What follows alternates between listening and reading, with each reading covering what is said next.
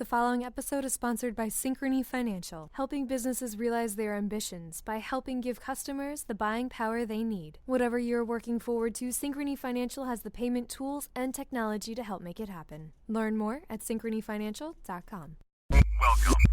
Welcome to Total Retail Talks, your podcast channel for retail knowledge. Hey everybody, welcome to episode 57 of Total Retail Talks. I'm Melissa Campanelli, the editor-in-chief of Total Retail, and today I'm joined by Alina Vilk, the head of marketing and innovation for enterprise solutions at PayPal. We're excited to have her here today to talk about payment trends for large enterprises. How are you doing today, Alina? I'm doing great. How are you? Great. Thanks so much for taking the time to talk to us. We've gotten a lot of requests from listeners and readers about covering the payment trends and sort of seeing what's going on. So we thought we'd go to the source and chat with you. So let me start out with just a sort of general question. What are some key payment trends going on right now in large retail enterprises today? There's many different trends going on, but I think the biggest one, the most transformational, has been around mobile growth. In fact, close to 19% of digital commerce is now done through mobile devices. But what's interesting is that 66% of web traffic is actually spent on mobile devices, but the conversion rate to that 19% is actually a pretty wide gap. So I think there's still a huge opportunity for retailers to capture a lot of that audience, especially when we think about the difficulties in checkout and checkout conversion. A lot of times when they onboard consumers, we've seen as many as hundreds of keystrokes for consumers to enter in their name, their password, and other typical characteristics inside of these devices. So we think there's a huge opportunity here for retailers, and we just see this trend massively increasing. As a matter of fact, since we launched mobile payments in around 2006, we've processed $200 billion in mobile payment volume, and we're slated to process half of that, $100 billion, just this year alone. So we just see this as a hugely massive opportunity for retailers to encapsulate right now. Wow, that's really interesting. Unbelievable numbers. It seems like mobile is sort of entrenched right now in the retail world. And now payments are going to be the net. Well, they seem like they already are the big thing, and they're even going to be even bigger, it sounds like, as we go forward. Sort of on that same topic, can you talk, we talked a little bit about mobile, and I guess that can sort of be in the bucket of data and technology, but how are data and technology shaping payments, and how can retailers keep up with all these changes? Data and technology are shaping payments in many different ways. I think we're seeing a ton of different trends in terms of what's going on with consumers and how they're adopting mobile payments. So we're seeing that things like in-store is coming to bear. So the adoption of mobile apps. And what we're seeing is the top buyers of retailers generally are the first ones to download their apps. And so as we think about those customers as the first adopters going into stores, they're the ones that are going to start wanting to experience the first things those retailers provide inside of those stores. And what we're seeing is integrated experiences that come in end to end for consumers. So when you think about private label credit cards inside of the mobile app, you think about loyalty and how that's driving further adoption. You think about the power of data and suggestion as you walk inside of that store. And even before we get into the store, the story that data can tell now that it has never been able to tell before is amassing this loyalty data as well as third-party data and understanding the journey of that customer before they even walk into the store or download the mobile app can provide some transformative messages for that retailer and provide them with better ROI against that spend. Payments factor comes in terms of driving and capturing that loyalty and creating that seamless experience on the back end. Wow, yeah, I actually was going to kind of jump into that, sort of how payments are shifting in store, and it sounds like that's a great example. What about let's shift gears a little bit and talk about online. As connected commerce continues to gain momentum, it's increasingly important that retailers make online shopping as simple as a routine trip to the store. So what can we talk about in terms of payment options that are being offered to to consumers from retailers right now, and where do you see that going? There are so many trends to talk about. I think that, well, let me start with talking a little bit about contextual commerce. Contextual commerce it's kind of a hot term right now. For those that don't know what that means, it's about purchasing in context. So at the time of intent. In this world, you can actually purchase from an email directly that you receive and not have to go to the destination website. You can purchase from a blog. You can purchase from social media right there inside of the payment experience. Last year, we partnered with Facebook Messenger back in December, and we enabled the ordering of Ubers within the Messenger app. And we were powering a real-life example of contextual commerce. So this is just one way of thinking about it. But beyond contextual commerce, we're seeing a ton of development in the development world. So progressive web apps is another example. They use modern web capabilities to deliver app-like user experiences. So they're basically allowing anything with an internet connection, like a refrigerator, to behave more like a true app.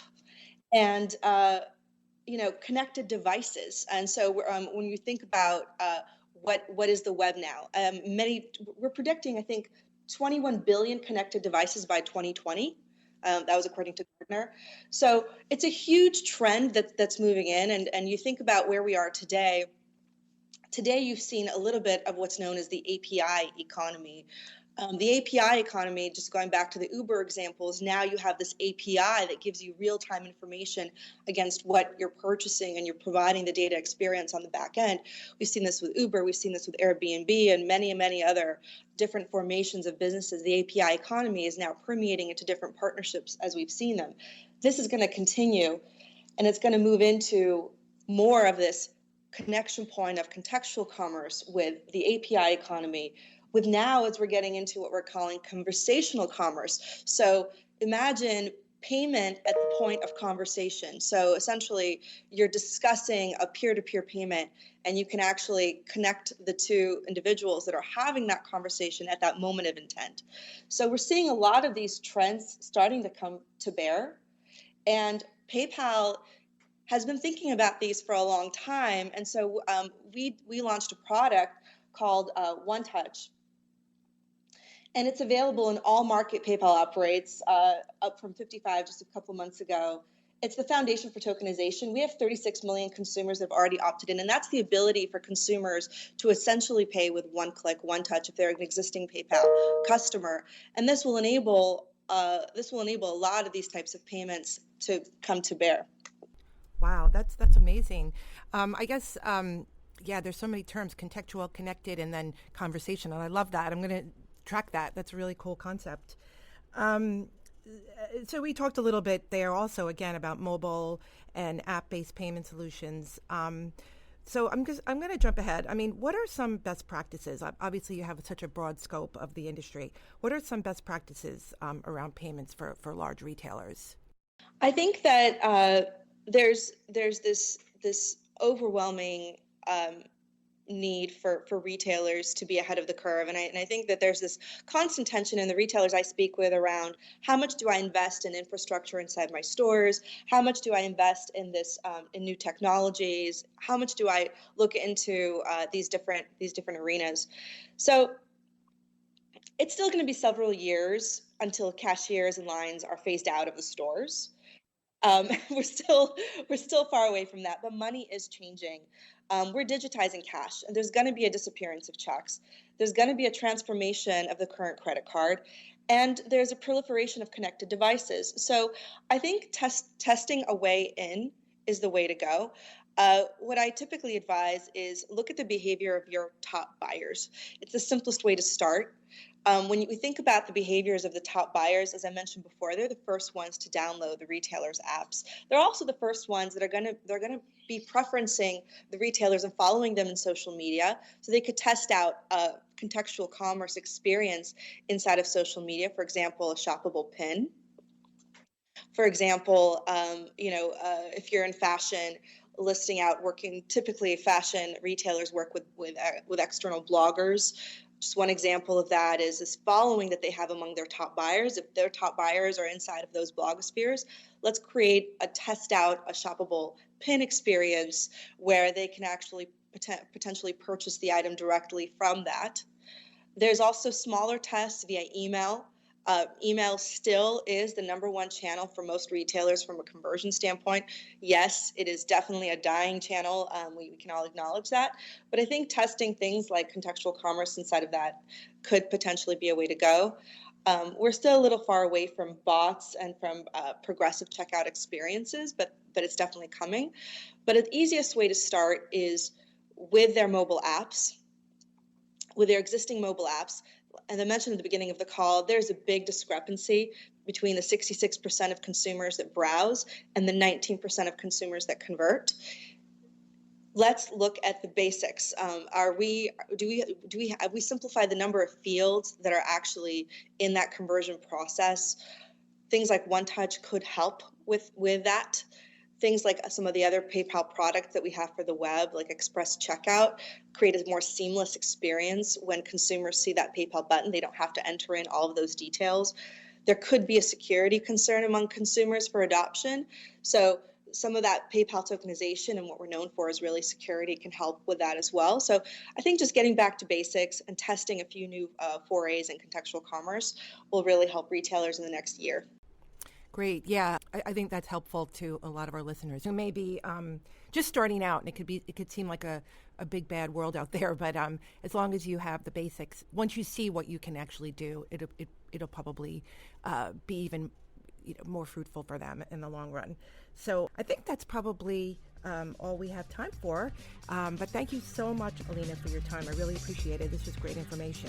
I'd love for you to please check out our podcast channel page at mytotalretail.com/podcast for show notes on this. And also Total Retail Talks is also available on iTunes and Stitcher.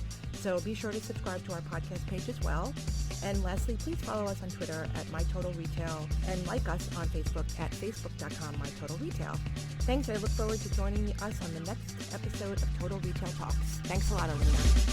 This episode has been sponsored by Synchrony Financial. What are you working forward to? Learn more at synchronyfinancial.com.